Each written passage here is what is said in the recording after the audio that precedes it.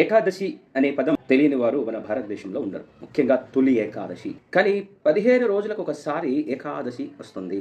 ఎవరైతే శాస్త్రాన్ని నమ్ముతారో, ఏకాదశి గురించి ఈ విషయాలు మనకు తెలిసినట్లయితే ఖచ్చితంగా ఏకాదశి వ్రతాన్ని పాటిస్తారు. ఏకాదశి రోజు ధాన్యము తీసుకోకూడదు. శాస్త్రం ఏం చెప్తుందో తెలుసా? యాని కాని చ పాపాని బ్రహ్మహత్య సమాని చ అన్నం ఆశ్రిత్య తిష్టంతి సంప్రాప్తే హరివాసరే తాని పాపాని అవాప్నోతి భుంజానో హరివాసరే. అన్ని పాపాలు బ్రహ్మహత్యా పాపముతో సహా ఏకాదశి నాడు ధాన్యమును ఆశ్రయించి ఉంటాయి. మరి ఆ ధాన్యము తిన్నవారి పరిస్థితి ఏమిటి? ఏకాదశి నాడు ధాన్యము తింటే ప్రత్యక్షముగా పాపములను భోజనం చేసినట్లే. ఈ శ్లోకము నారద పురాణము నుండి ఇవ్వబడినది. సోశ్రునాతి పార్థివం పాపం యోస్మాతి మధుభీర్తినే. ఎవరైతే ఏకాదశి నాడు ధాన్యమును స్వీకరిస్తారో ఆ వ్యక్తి ఈ ప్రపంచంలో ఉన్న అన్ని పాపాలను భోజనం చేసినట్లే అని ఇది మరొక శ్లోకం.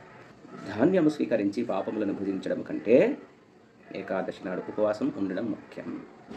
ఉపవాసం ఉండలేని వారు మరికొన్ని ఇతర పదార్థాలను తీసుకుని ఉండవచ్చు.